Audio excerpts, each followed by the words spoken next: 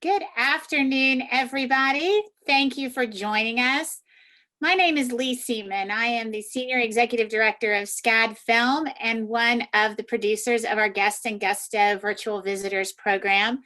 I want to welcome everyone here today and thank you for coming. If you're part of our SCAD community, happy first week of fall quarter. I hope everyone's off to a great start. If you're outside our SCAD community, we're really glad you're here and we hope you'll attend more of our events in the future. I know that many of you have attended Guest and Gusto before, but for those of you who haven't, we will have time for questions of our guest, Franklin Leonard, after the discussion that he has with Professor Stork, and you can submit your questions to us using the chat function. You can put it in, just make sure that you enter the complete question. We will call on you to unmute and ask your question directly. If you would prefer not to ask your question, then just say so in the chat function. And without further ado, I am very happy to turn the reins over to the Chair of Dramatic Writing here at SCAD, Avery Stork. Hi, Avery. Hello, Lee. Hi, everybody. I see some familiar faces and some new faces. It's good to see everybody. Welcome to Guest and Gusto, SCAD's virtual series of conversations and digital content with the creators and innovators remaking culture. As Lee said, I'm Avery Stork. I'm the Chair of Dramatic Writing, and I am thrilled to welcome our guest today, Franklin Leonard. Franklin is a film producer, cultural commentator, professor, entrepreneur, and the founder and CEO of The Blacklist. The Blacklist began as an annual survey of the best unproduced screenplays and has since emerged as a major platform that celebrates and supports great screenwriting through film production, an online marketplace, live script readings, screenwriter labs, and film culture publications. On a personal note, I'll say that in my department, we use The Blacklist in all of our screenwriting classes, and our students and alums continue to use it as a resource. We are so happy to have Franklin here today to talk about his vision for The Blacklist and how he's changing the way movies are made. One plug, make sure you follow him on Instagram, and I am gonna put his handles in the chat. Look at me working Zoom. And I will say he is fabulous to follow. I follow him on Twitter and he's amazing. So let me go ahead and send to everybody. These are the Instagram handles. There we go. Before we get started, we're gonna take a quick poll. So you're going to answer this for a chance to win a SCAD Fibers tote bag and sketchbook, which sounds pretty cool. Here's the poll question. Which of these Oscar-winning films from The Blacklist do you watch over and over? Argo, Juno, The King's Speech, The Revenant. Okay, oh, we got a lot of... Oh, wow, everybody's just jumping in. Love it.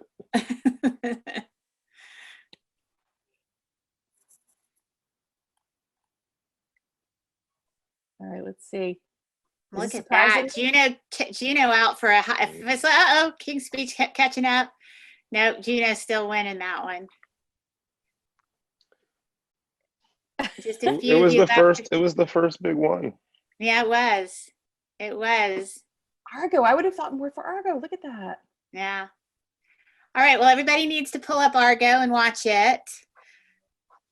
Awesome. Okay. Thanks, everyone. Thank you. Do I need to share results, Lee, or you're good? I've got them. We'll talk about it at the end. Awesome. Excellent. All right. So without further ado, welcome, Franklin Leonard. Thank you. Good to be here. Hi, everybody. So, if you could just talk about your professional journey as a development executive and as the founder of The Blacklist, and tell us about your journey. Yeah. Hi, everybody. Happy middle of September. That doesn't feel like the middle of September because the last 6 months have been insane. So my story, I'll try to buzz through it as quickly as possible. I was an Army brat growing up. My dad was in the U.S. Army for 25 years, retired colonel, and also a pediatrician.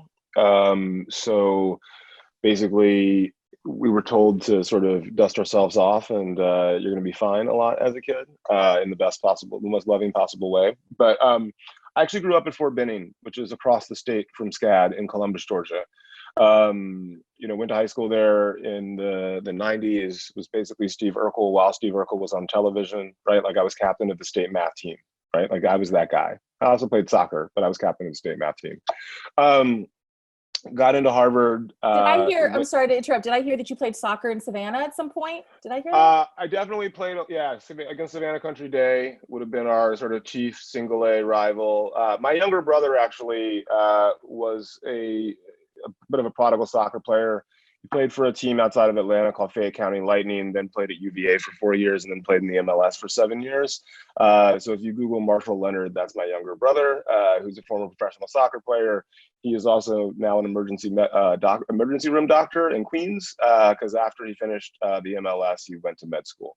So people are like, your parents must be so proud of you. And I'm like, ish, I should probably introduce you to my former professional athlete, doctor brother, who's married with 3 adorable daughters. Anyways, grew up in West Central Georgia, big nerd, went to Harvard for undergrad, thought I was going to major in math or the sciences, realized very quickly there's a very big difference between being good at math in Georgia and being good at math at Harvard.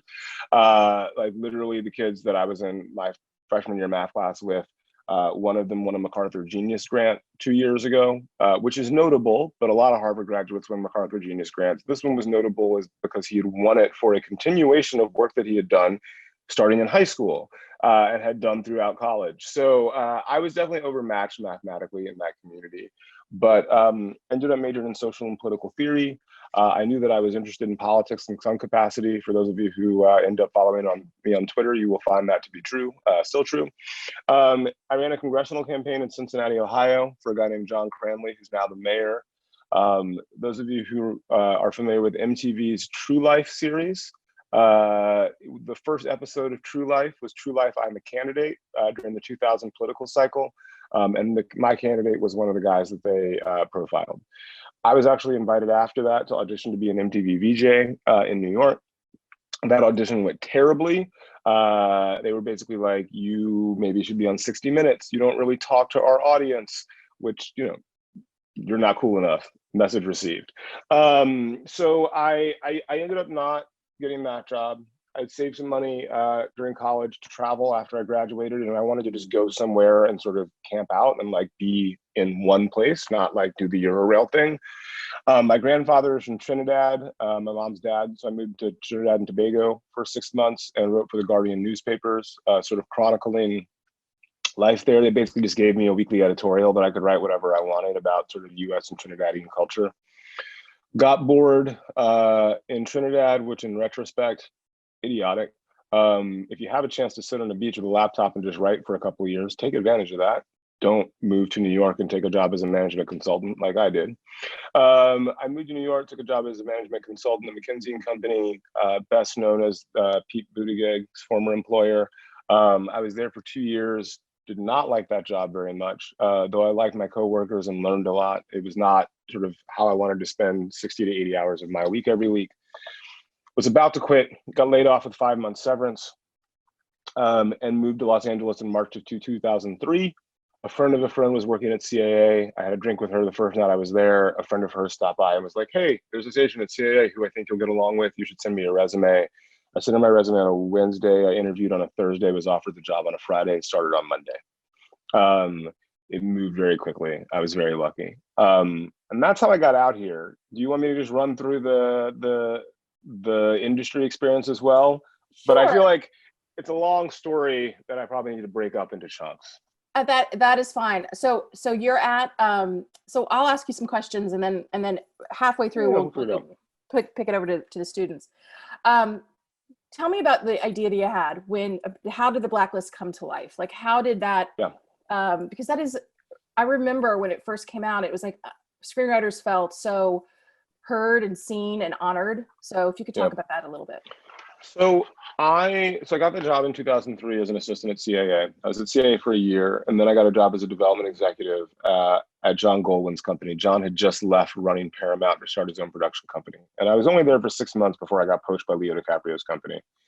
So I'm working at Leo's company, and my job, as the job of most junior executives was to find good material, right? Like my job was to receive phone calls from agents and managers who were, trying to convince me to read their client script because they wanted Leo to be in their movie.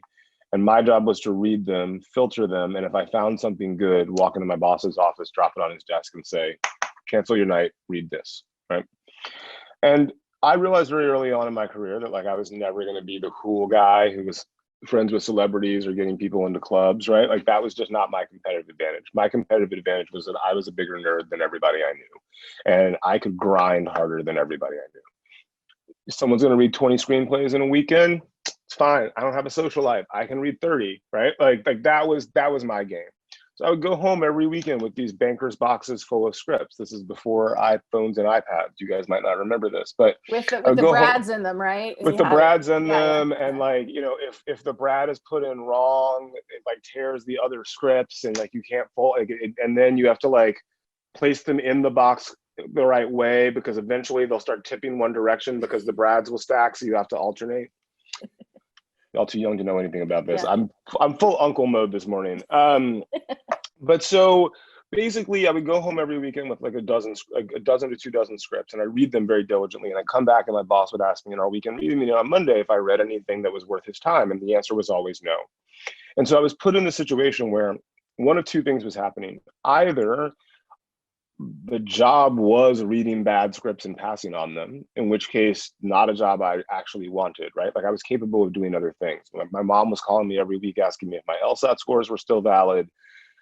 That call didn't really stop until like 3 years ago. But I didn't need to be reading bad screenplays and passing on them as my job. That was not how I wanted to spend my life. Or I was bad at my job, which was finding good scripts. And either way, neither of those was sustainable. And so I needed to find a solution. And I just sort of defaulted to a lot of the thinking that I learned at McKinsey, which is when in doubt or when you have to solve a problem, try to systematize the knowledge around the problem. And so I surveyed all of my peers and said, send me a list of your 10 favorite unproduced screenplays. In exchange, I'll send you the combined list. I put a quasi-supervisor's name on it, which was a simultaneous reference to the blacklist of the McCarthy era, right? And the artists who you know, whose careers were threatened because of their work, which I did not expect to be politically relevant again when I created it 15 years ago, and yet here we are. And it was also a conscious inversion of the notion that Black somehow has a negative connotation. I remember being in English class when I was in 7th grade in West Central Georgia in Columbus, and being told, you know, about color symbolism in literature.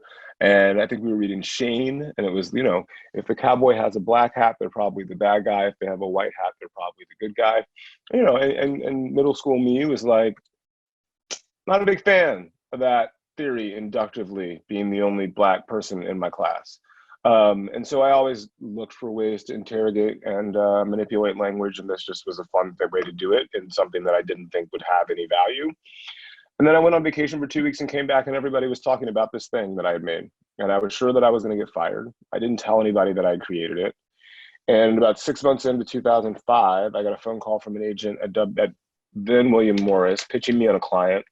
Same way they always pitch, right? Like, hey, I have this new client. I think you're going to love, you know, this work. I think Leo's going to want to do it as his next movie. And just so you know, I already called Brad Pitt. So like, you should probably read this tonight, because I hear Brad Pitt's company loves it and they're going to want to do it, right? Same pattern I got almost every day. What a lot of those agents didn't know is that one of my closest friends happened to be Brad Pitt's Franklin Leonard, an executive named Tendo Ngenda, a Ugandan American who actually is now president of production at Netflix. So whenever either of us got those calls, we would just call each other and be like, did they just send you the script? Yeah, I'm not reading it tonight either. All right, cool. Right? So like, we were running game, but we were getting those phone calls. But this phone call was different because he ended it by saying, hey, listen, don't tell anybody, but I have it on really good authority. This is going to be the #1 script on next year's blacklist. And that was notable because I had decided not to make the blacklist again. And even if I was going to make the blacklist again, it's a survey. So like, saying you know what's going to happen 6 months out is roughly like me saying I know what's going to happen on January 19th with regard to who's going to be in the White House. I don't. Nobody does. The actual events have to happen in order to make a viable prediction. But it did make clear to me that this thing that I created had value beyond me finding good scripts, right? I was finding good scripts, the rest of the industry was finding good scripts. And so much so were people talking about that agents talking out of their whatevers to try to convince other people that their script that they were trying to get you to read had value. So I did it again the next year. The LA Times outed me as the person who created it. And it got weird. You know, I ended up having to leave Leo's company and go work for Sidney Pollack and Anthony Minghella, where we sort of developed the early stages of Silver Linings Playbook and hired David O. Russell to write and direct it. The Blacklist, you know, has sort of continued on. I've done it for 15 years now. This will be the 16th. There have been about 1,200 scripts on the list. About 400 of those have gotten produced. They've made about $30 billion in worldwide box office. 4 of the last 13 Best Pictures. I think it's 13 of the last 28 screenwriting Oscars have all been scripts on the Blacklist before they got produced. And those are very impressive numbers. I have to give issue one caveat. I didn't make those movies. I didn't produce them, direct them, write them, gaff them. I didn't do craft service on them, right? I can't take credit for other artists' work. And the credit goes to those people who did. What we did was create a system by which the industry in aggregate can identify the things that are likely to be good when artists go to work. So that's what I'll take credit for. I just don't want people thinking like I'm out here saying like I won 4 Best Pictures. I didn't. I don't have the trophies. I don't have the money that comes with them. So I will take credit for, you know, the algorithmic system.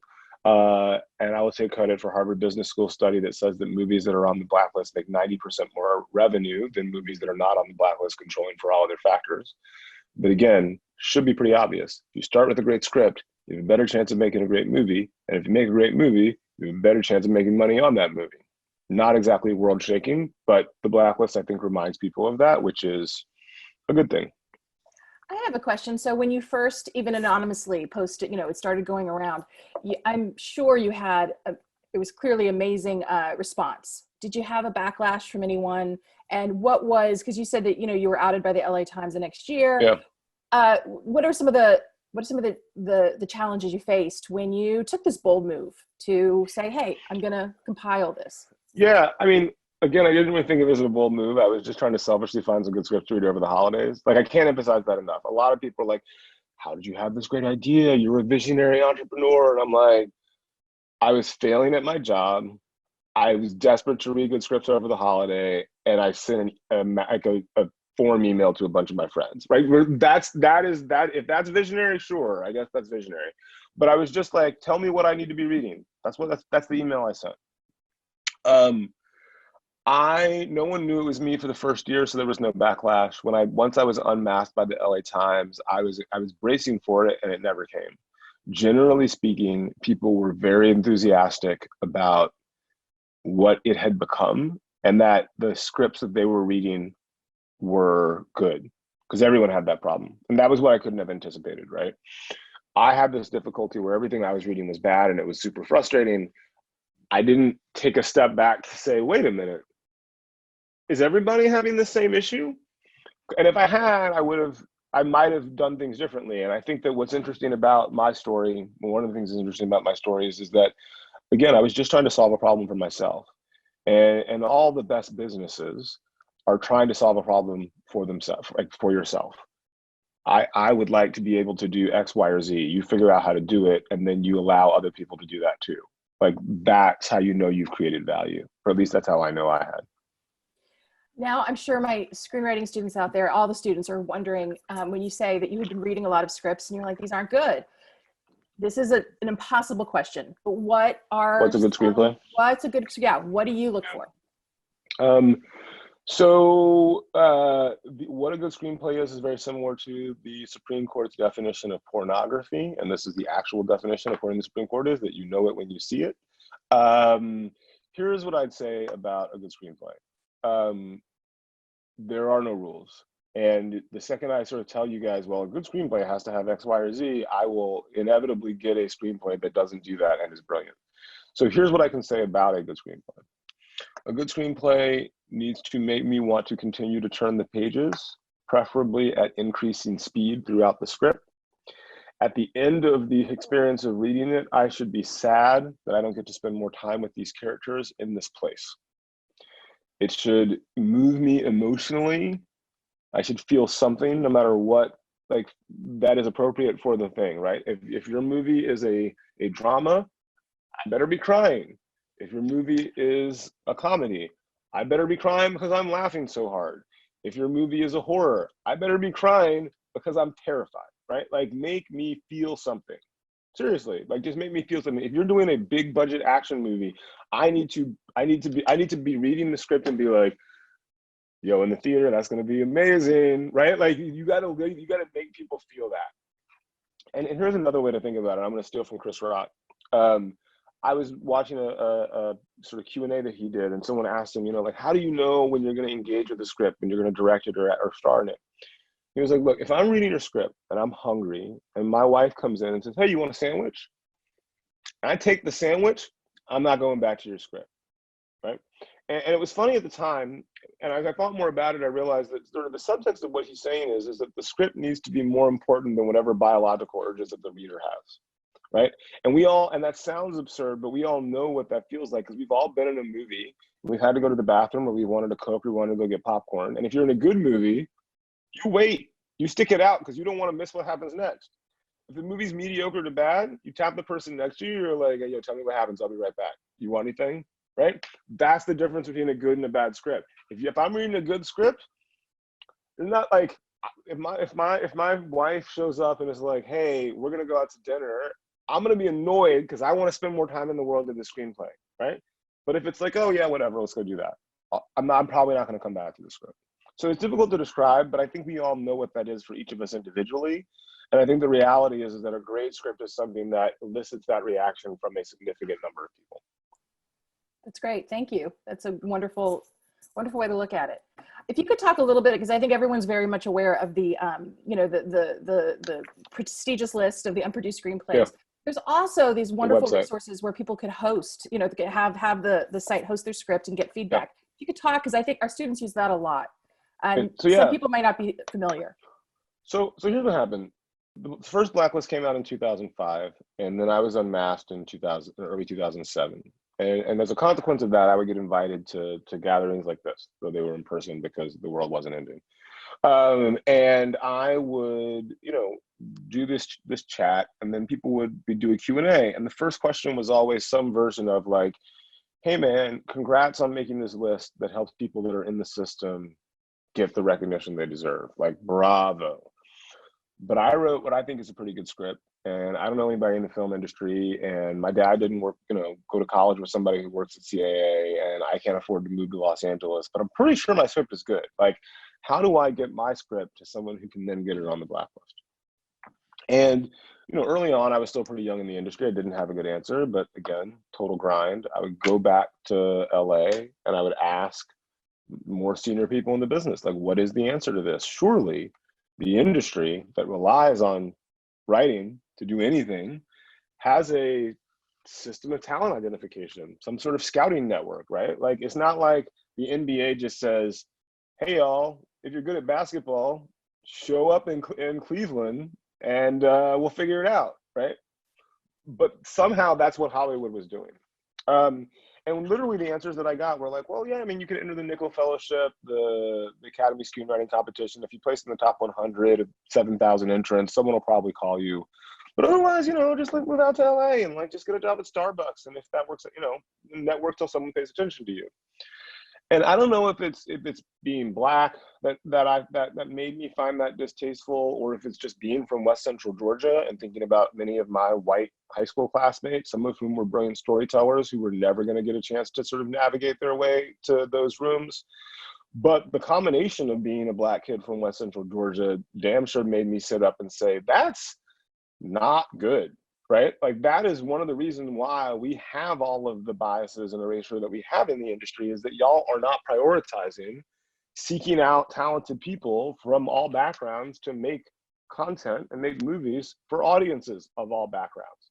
And frankly, there's a moral and ethical failure there, but there's also a capitalist failure there. Like, I'm not even saying I need y'all to be not racist and not sexist on a moral tip. Just like stop preventing all of us from getting this money, right? Like, there was a period when professional sports weren't diverse. It was like, oh, only these white men are good at playing basketball, so we're just gonna let them play basketball and that's gonna be the league, right? And what happens is you don't get the best basketball possibly because you don't have all the players available to you, and all the best people are not competing. So how do you create an environment where all the best people can compete? we've been building quietly this website for the industry that was basically a two-sided marketplace. On one side, you had all like a database of every single screenplay that anybody in the industry could want to make. On the other side, you had the industry, directors, producers, actors, agents, managers. And it really was being built. I was building it to solve a problem that I had, which was I was working for Will Smith's company at this point, and his producing partner would come into my office from time to time and say, like, we need to find a comedy for Jaden. And it was like, okay, great. Now I need to find a script about a 17-year-old, kid. Can't be R-rated. Like, it has to be good. And I have to make 50 phone calls to agents to find that. I was like, what if I could just go online and be like, show me a script with a 17-year-old male lead with a rating of PG or PG-13? Like, that would be easier. So I was building that, and I was getting hammered by all these questions about, like, hey, how do I get my script to the system? And we realized that we could retool what we were already building to create something to solve that problem. Basically, we could allow anybody on earth to upload their script and host it on the site for a monthly fee. We could hire a bunch of readers who were familiar with the marketplace for industry quality work. So everybody had to work for at least a year as at least an assistant at a major agency or management company. We could hire them to provide feedback at a very low cost with an abbreviated version of standard industry coverage. And then when we found scripts that we were good, we had enough credibility that when we told the industry, like, this is dope, you should do something with this, people would pay attention. And so we launched that October 15th, 2012. 6 weeks later, right around Thanksgiving, the first writer who was signed via an introduction at the site signed at CAA and Management 360. He was 23 years old and living in his parents' basement in Long Island. And that's really been the case for the last almost 8 years now. We've done more than 100,000 script evaluations, almost 200,000 script evaluations of almost 100,000 screenplays. We've lost track of how many writers have gotten signed at major agencies and management companies. People don't even bother to tell us anymore. There been more than a dozen movies produced, including Nightingale starring David Oyelowo that was nominated for a Golden Globe and 2 Emmys. What else? There's a lot. It's weird. Look, we're at a point now, right, when the Madonna story breaks, like Madonna's going to direct her own biopic and it's going to be co-written by Diablo Cody. I had this moment where I was like, oh, right. Diablo Cody was #2 on the first Blacklist. Juno was our first ever screenwriting Oscar winner. But ironically, this is bad news for another #1 script on the Blacklist, written by Elise Hollander, which was a Madonna biopic, right? Like, so we're at a point now where, like, a significant percentage of working Hollywood screenwriters, especially if they started their career in the last 15 years, have either been on the annual list or were discovered in the first place by the website, or have served as mentors in our screenwriters labs, come through our screenwriters labs. There's just a lot. There's a lot going on. I'm rambling. I'm gonna let you ask another question. No, it's you can ramble all you want. A couple things. I know also not just accessibility, right? And I love that the first person signed was just this kid living in the basement of Long Island, because I think that's huge. One of the big questions that our students always ask is, how can I break in if I'm not, like you said, not connected or out there? But also I love the opportunity that people have to just learn. I know that when you post the log lines of the Blacklist, because once you need to go to the Blacklist website and you need to sign up, and because once you're in the system, you can get access to my students use the log lines. And I think because students have been looking at what other people are doing and what works, what doesn't, their summaries, their log lines, their concepts have gotten stronger. So I think that sharing of the wealth has been great. Look, Hollywood has historically operated as this like closed, opaque system, and I think that's by design, right? Like the idea is like, how do we keep people out, and so make it sort of magical, so everybody else is like, oh my God, you work in Hollywood.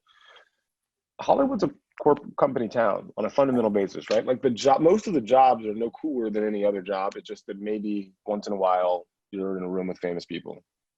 Like, that's kind of it.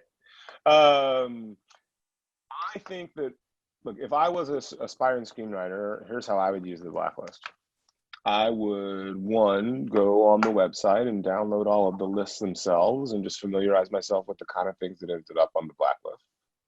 I would follow the Blacklist Twitter and Instagram accounts, specifically the Twitter account, because we do this thing where any script that gets an 8 out of 10 or better from one of our readers, we will tweet about that script throughout. We'll tweet the titles and log lines of those scripts throughout the week.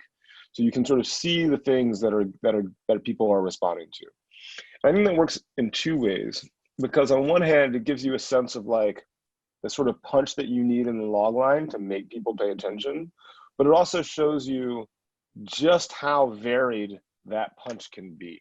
And what I mean by that, I'm actually going to pull up the site right now just so I can explain, right? Like,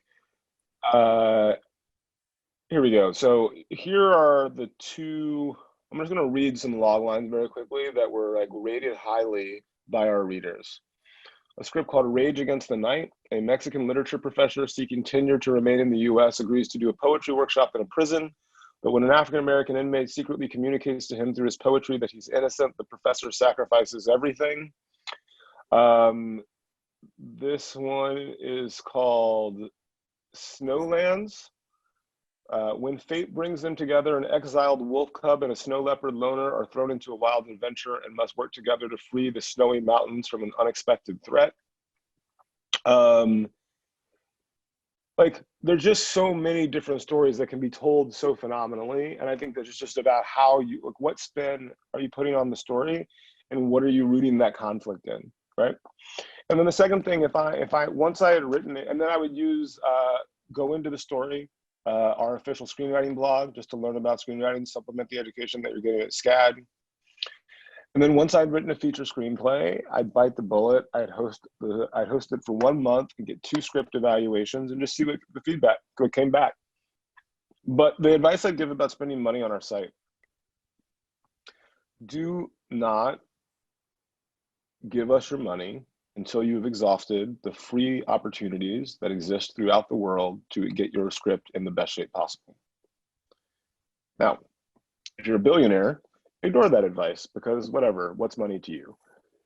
If money has value to you, right? Like if $100 is real, and let me be clear, $100 is still real to me, you have other screenwriting students, you have other people in the world, there are internet communities where you can get feedback on your script and get it as far as you can.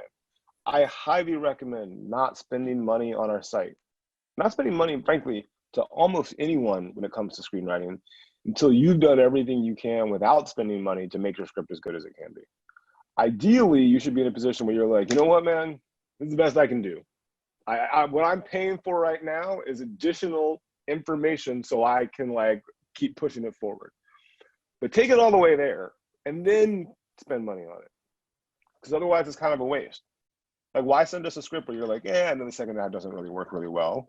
And then the feedback is, the second act doesn't work very well. Right. And you're just like, great, I paid to confirm my instincts. That's very helpful, right? And then I get an email like, oh, the feedback wasn't thorough enough. It's like, no, the feedback was thorough. It's just that like you already knew the problem was. Right. We have so many questions that are coming in. Yeah, Lee, if you could go ahead and take the first couple, and then I'll get up to speed on the chat. But students are really excited to jump in. They sure are. I think, let's start with the fact, since Juno was the script or the film that people responded to the most in our early poll. Yeah. Franklin, do you have any behind the scenes nuggets of how that script made it onto the list, or anything that happened after that script won that maybe changed things for you? Look, I think that year was weird. The year that Juno won was strange around the awards. And it was the first indication I had that like maybe the blacklist was even bigger than just this list that made people pay attention in the industry, because not only was Juno nominated that year and won, but Lars and the Real Girl was also nominated, which was significant because that was the number 3 script on the first list. Mm-hmm. And notably the same author, Alan Loeb, had the first number 1 and number 4 script, and then Aaron Sorkin and David Benioff were right after that. So I think that was probably the biggest thing, where it was just like, oh, there are 2 Oscar nominees for original screenplay that were number 2 and number 3 on the first list. And that made industry people say, wait a minute, hold up. If we make these weird scripts on this list, we make money and win awards. That's the only reason we do anything. And then it sort of creates this virtuous cycle where people now, when the list comes out every year, there are meetings specifically focused on what are we doing with these scripts? Has anybody read these? Has anybody not read these? Like, should we read them again? And that's great, right? Like, it's fun to be able to drop a bomb into the middle of your own industry and know that everybody's paying attention to your work on one day a year. You know, it's a bit like it's. I get my Santa Claus on. It's nice. That's a Yeah. really good idea for this year's rollout of the list that we have not done yet. I may. That's a thought. Speaking of awards, and she mentioned sort of Juno and the award season, can I get your thoughts on the new diversity and inclusion rule with the Oscars?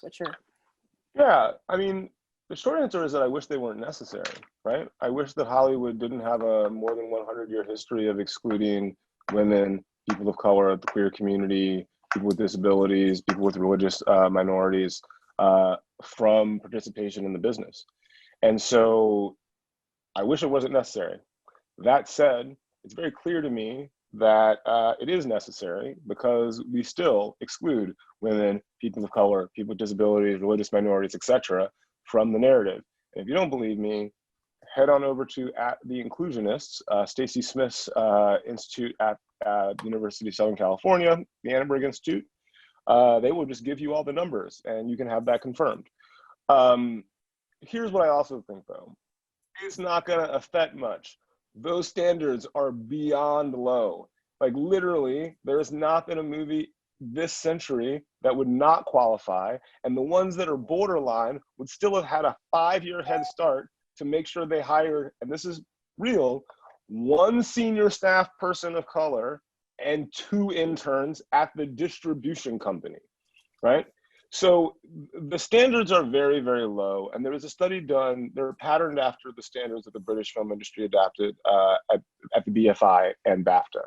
What's notable about those is that those standards have to do with getting government funding to support your films and awards. So they make a lot more sense because you can sort of it is reasonable for a government to say, we want our film industry to reflect the population. And therefore, as a government, we're going to impose these constraints on it. That is a government's right. In many ways, that is a government's role. I have greater discomfort with an awards body saying, your film should be judged based on the identities of the people who made it or the identities of the employees of the company that distributed, right? Like, it makes me uncomfortable. I don't like it. I wish that wasn't the case. Fortunately or unfortunately, the Academy established rules that literally everyone should meet. And if you don't meet them, like, you have to be trying. Right?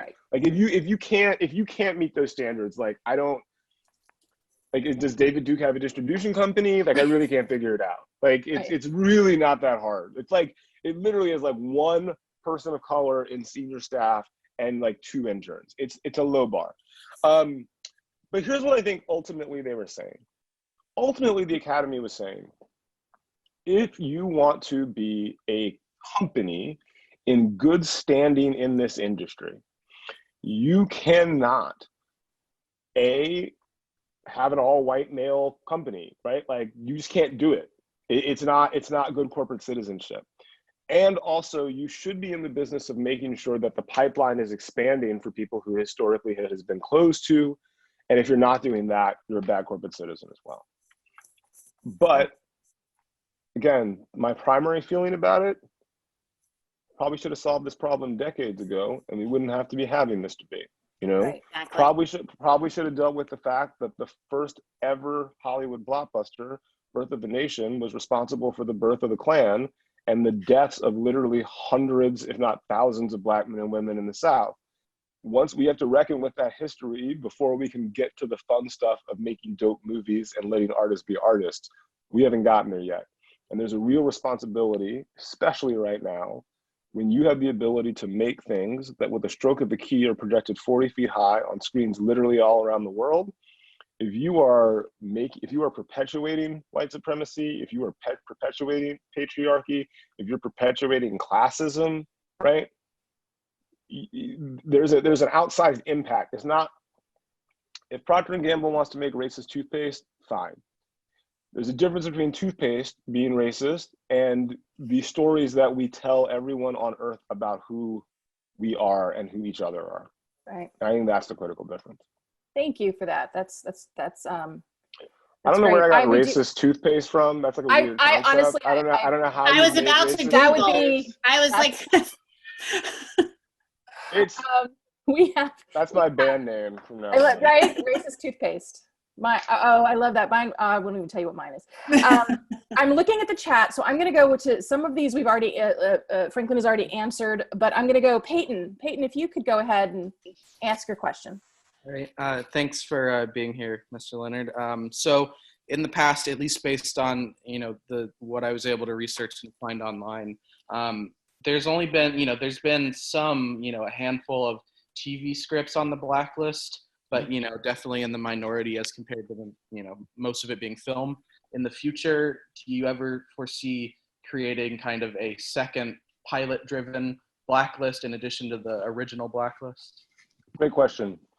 A few things. One, there have been a few TV scripts on the blacklist, but not when they were TV scripts. Interestingly, those were typically projects that started out as feature film scripts that were then adapted into TV after they were on the list, right?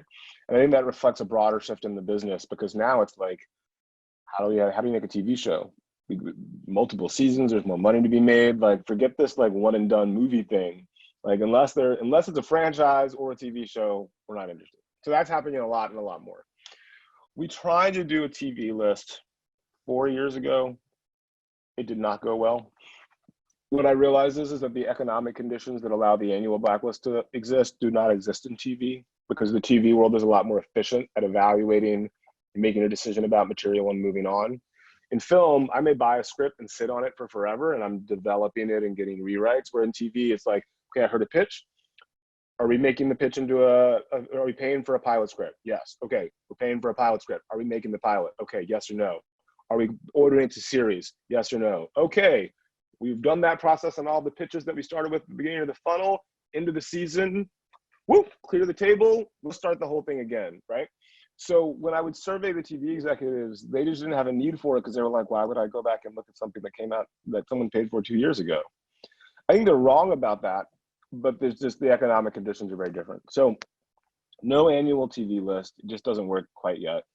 We do allow uploading of pilot scripts though to the website, and we've had that for like 5 or 6 years now. So if you are a TV writer and you want to get evaluated for your pilot, you can do that, and it's going pretty well. We have a bunch of writers in writers' rooms now. One who just sold a television show right before the pandemic after being discovered via the site. So it's going well. I don't know if that answers your question, Peyton. I hope it does. Stephanie Goff. Stephanie here? Stephanie? Okay. Well, we'll come back to Stephanie. Then I have Krista Hill. Oh, Stephanie. Wait, I see Sorry. Stephanie, I see you. Okay. I was like, I gotta get it set up. Hi, thanks for coming on, and it's very inspiring being here and listening to you today. My question was, like, I know someone I feel like would be perfect for this, but I didn't know if there were like minimum requirements in terms of like a degree or experience that you would say. When you say perfect for this, to submit their material or to read, or like what's the? I think both. Like, I think they would really be interested in both. Of course, I want to confirm and I want to forward this information over, but I think they can do both. Well, here's what I'd say. All of our readers have worked for at least a year as at least, assistants in the industry. So we don't really care about a degree. You just have to be familiar with the market for material, because you've worked at some of these companies before. Right. In terms of submitting material, I don't care what degree you have, right? Like, you could have never graduated from the 3rd grade. If you can write like an angel, please submit your script, right? Right. Like, and that's true generally, right? One thing I want to say, I think there's a tendency, look, I went to Harvard and I came out here and I was super insecure about having knock on to USC Film School, right? No one cares. Like, right. No one cares. You may find people that are like, well, I went to USC Film School, and so I would like to work with other USC Film School alums, right? Well, y'all in college, I'm not going to curse, but like, you know what to do with those people. Right. I'm just saying, at the end of the day, talent is the thing that matters more than anything. If you can tell me a story well, I genuinely do not care where you went to college. It's honestly more interesting to me if you didn't go to college. Yeah. Then I'm like, tell me your story. In fact, I'll give you a great example. We have 3 screenwriters labs every year. One is we take the best 8 writers that we find on the website and we bring them to LA for like a Sundance lab style experience. We do 2 labs with women in film, 1 for features and 1 for episodic writing, specifically to address the sort of historical failure on gender equity in the business. We have a participant in this year's Screenwriters Lab who does not have a college degree, who was working at a men's clothing store in Chicago when he was selected. And I think he might just be a storytelling prodigy. Like even in conversation, the way he describes the work he's gonna work on next, he like, you know, a lot of people are like, well, it's A meets B, or it's whatever. This dude was, I was like, oh, what are you working on now? He's like, well, if you were running past a bus stop and you saw a poster, you might think it was Game of Thrones with black people. I've been working in this business for 17 years. I've never heard a pitch contextualized that way that immediately not only made me understand the show that he was writing, but also gave me a perfect image of encountering the show in the wild. It's never happened. I don't even think he finished his associate's degree. He's just a good storyteller. And that's what matters most. And that's what you guys should be focusing on as writers. How do you write the best possible story? We have a question from Krista Hill. Hello. Yeah, so my question was just, what has your experience been like being a Black man in the entertainment industry? Because all like facets of entertainment are very majority dominated, and so I'm wondering what your experience is like both in the past and now that your company is growing. Yeah, I mean, look, I love being Black in Hollywood. I love being Black. Is sort of the short answer. Here's the thing. Is there racism in Hollywood? Yes. There's racism everywhere. Spoiler. Is there sexism in Hollywood? Yes. There's sexism everywhere. Spoiler. Is there specifically a kind of aggregate racism and sexism that Black women have to deal with that's separate from racism or sexism? Yeah. But I suspect you know all that already. So I don't think that my experience as a Black person is different than my experience as a Black person anywhere else, right? In that there's things that we have to deal with, assumptions that we have to deal with. We have to work a little bit harder to get half as far. And you know, the assumptions about why we get in rooms are unfortunate and more often than not wrong. That said, I have always viewed it as a competitive advantage, and here's why. As a Black man from West Central Georgia who went to Harvard and has sort of been in all of these rooms, I know that I belong in any room that I'm in.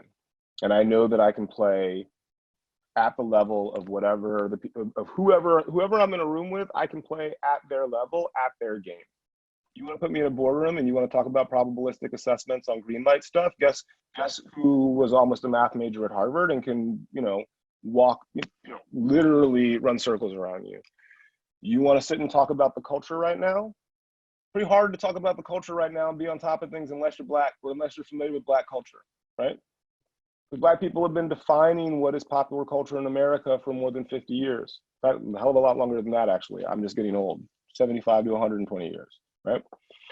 And not only that, especially in a moment of racial reckoning right now, as everybody who runs these companies is finally waking up to the reality that maybe they should have been addressing this stuff for a little bit longer than the last few months, all of a sudden I'm the person that everybody calls to come up with solutions, right? Because a Black friend, this year's hottest accessory. So I think it can be a real advantage, rightly used, but that advantage comes with a lot of heaviness, right? It comes with a lot of negative experiences. It comes with the feeling of a burden to help people that look like you and come from a background similar to yours. And you will end up spending more time that you are not getting financially compensated for just because you know it's the right thing to do. I probably spend 20 to 25% of my time helping folks, some of whom are Black, but not all, helping them get put on because people ask me for help and I think it's the right thing to do. And hopefully in the long run, they'll pay it forward, right? So I think it cuts both ways, but you know, I love being Black. And I think it gives me an interesting perspective on the culture. And I think that anybody from any background is gonna have an interesting perspective on the culture because we're all singular, right? Like, I grew up on the west side of the state. There ain't a bunch of white boys who grew up with gun racks in Hollywood either. And if you were gonna come out to Hollywood and bring insight into the kind of movies that we should be making for that audience, but that are really good, that are well-made artistic pieces of work, I'd be just as interested in that. Like, honestly, because again, for me, movies are about getting to see the world and getting to participate in the world and be a part of the world from every single possible perspective. So give me a white boy who's an Auburn fan and wears Realtree every day. I would like to see what movie he would make too, right? Like, I want everything. I'm really greedy that way. I want all the best stories from all the most interesting artists, and I want to be able to watch them in a convenient way. And on some level, all of my work is selfishly just trying to make that easier. That's a long, roundabout answer, but I think I answered the question. We have, speaking of great scripts all over the world, we have a question from Amina. Amina, you have an interesting question. Hi, hello. I just have a question. So here in Kazakhstan, I'm from Kazakhstan, it's just below Russia, if you don't know, on the borderline with China. So we don't have. It is not, if I'm mistaken, it is also where Russia launches their spacecraft from. Yeah, the Soviet Union used to let, yeah. That's right, yeah. Random knowledge. That's great. So we have a huge problem with good scripts because all the things that they produce right now is literally like, my son wrote the script, so can you please shoot a movie? Yeah, so stuff like that. So movies are terrible, and I love my country, but you know, that's being honest. So I just thought that maybe I can make an analogy of Blacklist here. And is it legal? I mean, is there a it's copyright? legal. There's no copyright. So there was already a British list that tried to copy it. There's like the Blood list that's like all horror scripts. There's no way for me to patent like a survey email, right? Which is basically what I did. So if you want to make the Kazakh list, by all means do it. Tweet, add us on Instagram so we can amplify it because it's fun. The company, the website, that is copyrighted, but the idea of making a list of good screenplays is not something I can control. And to the extent that it helps find good scripts, like, again, selfishly, that just means there'll be more good Kazakh movies for me to watch. I still win. Great, thank you so much. No problem. Okay, so I have, I'm going back up to Allison Huffman. You had a question. Yes, I wanted to know what inspired you to choose this profession? Good question, Allison. So, look, I grew up, as I mentioned, as an upper middle class kid, right? Like, my dad was a doctor in the Army for 25 years. My mom was a teacher. I never really wanted for anything, but the one thing they made very clear to us growing up was like, look, your dad's dad never finished the 6th grade. Your grandfather's father was born a slave. Like, you are lucky, and you damn well better make sure you pass this along, right? Like don't turn it into something that we're going to be embarrassed by, basically. And so I was always looking for ways that I could, give back, which sounds really lame, but and that took a lot of forms. It was, okay, let me work in politics. Let me, run the campaign of the guy who's going to be in Congress, and then, be Josh Lyman from the West Wing, right? That was my plan initially. And I burned out on politics real quick. And it was like, all right, let me learn business, and then I can work at a company and like do good that way. Did not like that at all. And, growing up, I watched a lot of movies and television. And what I realized is that politics that we all live and that we're all living right now, especially, is a consequence of the stories that we tell ourselves about who we are and what's possible and like who has value and what doesn't. And so ultimately I decided to work in film because I knew that, like, if you can tell stories that are about our common humanity, that assert the humanity of Black people specifically, but like that's expanded now more, that I've sort of expanded outside my own community, but people who've historically been dehumanized, there's real political power in that, and that can change the material lives of a lot of people on the ground. There was a 13th century Scottish poet, 14th century Scottish poet named Andrew Fletcher, who his most famous quote has been misattributed to Plato, but the basic gist of it is like, why do I care who writes the laws of a country when I can write its songs? And that's real, right? Like that is really, really real. And when you think about what the songs of the 13th century were, like those are the movies now. Stuff that everybody knows, the stuff that everybody shares as a common mythology. And so it became very important to me to be a part of the industry that was making those myths and making sure that those myths weren't making it more likely that the people that I loved and care about were living less safe lives. And, it's a journey that continues. I think that Hollywood is far more responsible for the current political moment that we are willing to acknowledge as an industry. But I think that we have a lot of responsibility and a great burden to try to undo it, frankly. We have Jan Martinez, who has 2 questions. Jan, if you want to maybe pick one. You've been waiting patiently. Sure. Like she said, I have 2 questions. I'll ask this one, which is, so you mentioned about the sort of the idea of anyone being able to submit a script and being able to get more voices in that. What are your ideas for balancing the openness of allowing anyone to write a script, and then beyond writing scripts, directing, acting, producing, etc., with the eventual glut of everyone wanting to write a script or, again, direct, act, produce, etc.? Essentially, how do you balance those two things of everyone wanting to do it, but also allowing more voices to be heard? Thanks. Yeah. Everyone wants to play a professional sport too. The best people end up getting to play the sport at a high level and get compensated for it significantly. And other people can play the sport on their, in their garages and in their 24-hour fitnesses. I don't think it's any different for film. I think the difference is that the people who are doing the evaluate, like, it's very easy to know if a basketball player is good, right? Like you let people play a 48-minute game and you see who scored the most, and we've got quant stuff for that. And then you can also just look at like who's contributing. It's a little bit harder in film because, you can't just run a bunch of games in the same way you can do a bunch of films, right? But I think the problem historically is the people who are evaluating what's good and what's bad had a lot of biases.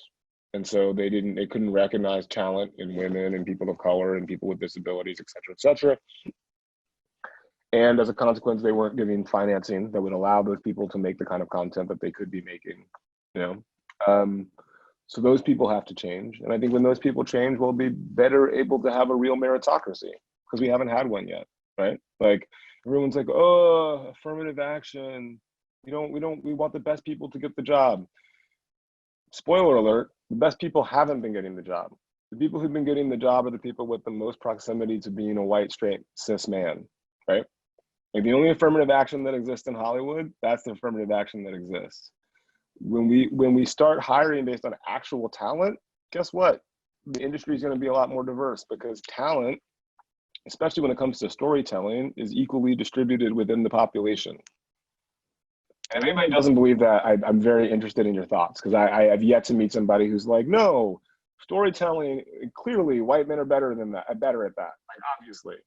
Like, no, you're just happen to have access to stuff that other people don't. Everybody is likely to be an equally good storyteller. That has to do with like culture and how much storytelling you do. I really like that point about access. I think that's a really good one, and one we're continuing to explore, I think, now everywhere. That's right.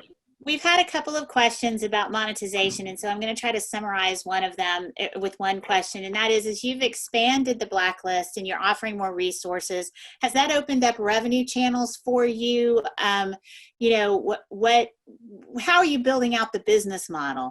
Yeah. This question comes up a lot because people are like, how are you making money? And it's like, I'm not really. I'm doing fine, right? I live in a comfortable 1-bedroom apartment. I'm able to go on vacation every year, but I'm not getting rich on this. And there's a reason for that. When I launched the website, the goal was to set our prices for writers as low as humanly possible, because I know how hard it is to be an aspiring screenwriter, and the additional burden of like having to pay significant amounts of money to even get feedback on your work is frankly bullshit. So we set the prices low. And then we built an ultra lean company, and I still own all of the company because I didn't want to have to optimize for profit. And if you take on external investment, third-party investment, especially from venture capital folks, and it's been offered to us, you have an obligation to deliver a return on that investment as big as possible, as quickly as possible. And so you have to optimize for profit. And that's not what I wanted to do. I wanted to optimize for impact.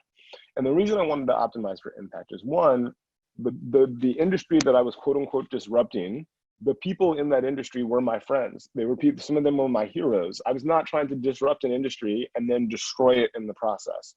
So I had to build the company in a way that could be a tide that raises all boats. Second, I knew that if we optimized for impact, there was more money to be made, not on writers, but on making film, right? Like I don't want to get rich by asking aspiring screenwriters to give me more money. I would like to get rich because we helped identify a great script and then helped it get made or financed it. And then we made that money from audience members who loved our movie, right? So, it took a little while, but after 5 years, we were in a position to start producing films. The first of which was a movie called Come As You Are that premiered at the South by Southwest Film Festival last year. It's currently available via Sangolin Pictures and their local pay VOD stations. 98 on Rotten Tomatoes. And then our second film starring Allison Janney, Awkwafina, Regina Hall, Wanda Sykes, Ellen Barkin, and a bunch of other folks. We finished shooting that last summer. Just sold to a studio with a theatrical commitment in December, but I'm not allowed to say what yet.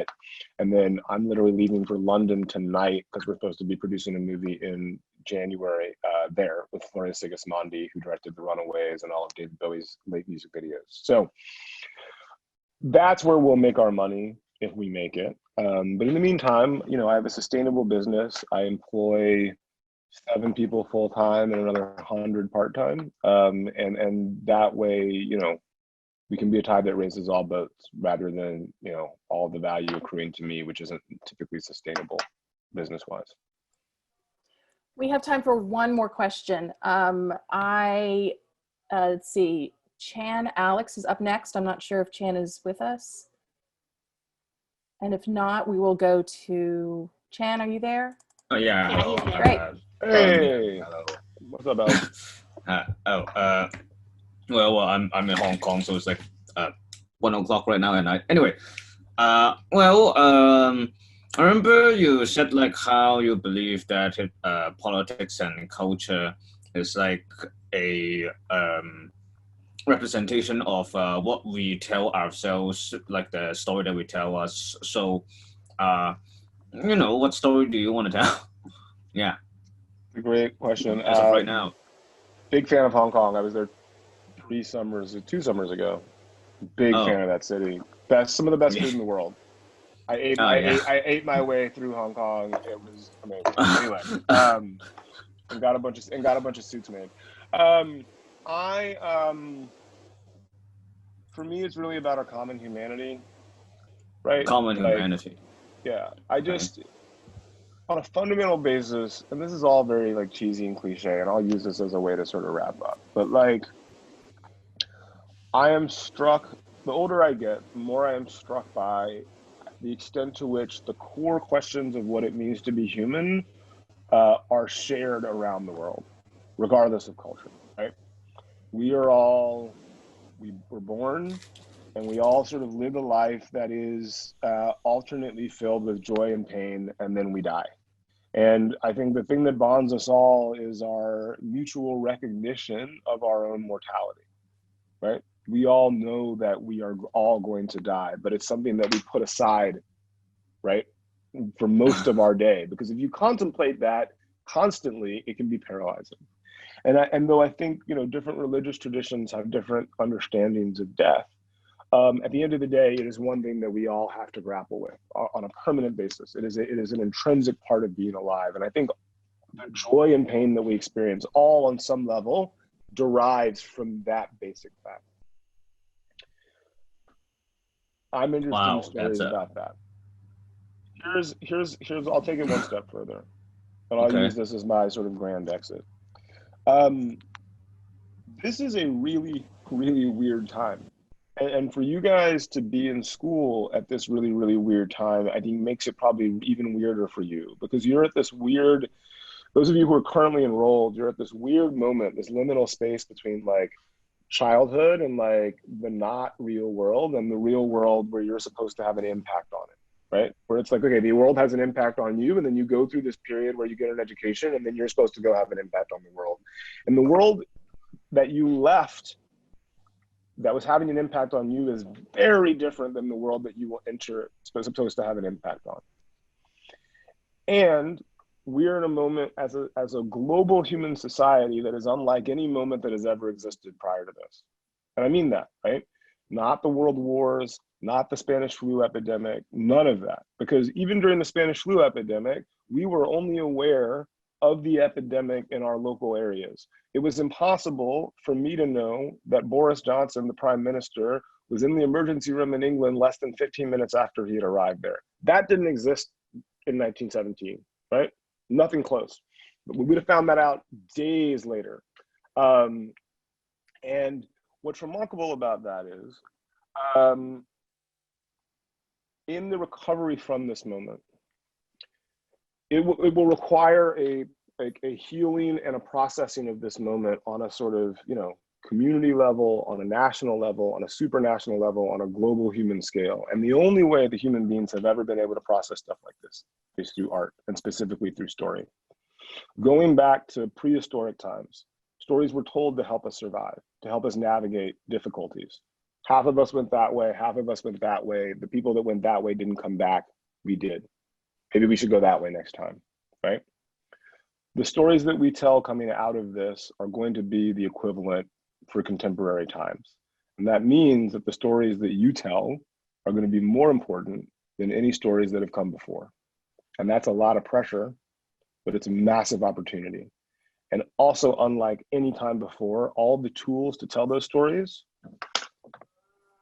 in your hands, in your pockets. You can make a feature film right now. You have the resources available to you. And if you don't believe me, I'll give you an example. And this will be my final thought. There are 8 teenagers in the Kaduna state of Nigeria, about 400 miles northwest of Lagos. They were making little sci-fi shorts that were really good. I'd comfortably put them up against anything anybody at SCAD is doing in their first year, with like old model Android phones and like laptops that didn't have like 4 megs of RAM. They had rolling brownouts, and sometimes it would take them 18 hours to render their special effects. Al Jazeera somehow ends up doing a story on them. I see it on Twitter, managed to get in contact with them via Twitter. We have a Skype. I shared that information with JJ Abrams. JJ then sends them a giant pallet full of camera equipment that just arrived literally a year later, 2 weeks ago. Those kids are going to direct a feature by this time next year. I will bet you money on it. And if a bunch of African teenagers living in the middle of nowhere who don't have regular electricity can do it, y'all damn sure can. So, no pressure. I wish you luck. I look forward to seeing you all in rooms that I'm already in. I will make sure there's space for you. And when you find me, come say hi, right? Because it's a fun story. Hey, we met on a Zoom call, like, and when I was at SCAD like 5 years ago, and now I'm here at this festival with the feature. Come say hi. Well, and I know that we certainly hope make sure there's space behind you too. You'll come back and say hi to us in person as well when we're back on the ground. Thank you so much, Franklin. That was amazing. Thank you. See you guys. Thank you all. And I want to thank everyone and Lee for doing this. I just want to let you guys know that we have a busy week for Guess and Gusto this week. So please check out MySCAD or scad.edu for the complete schedule. And Animation Fest starts Friday, September 25th, and reserve your pass through MySCAD. So there's a lot of fun stuff coming up. You guys, thank you so much. Have a good first week. Bye, everybody.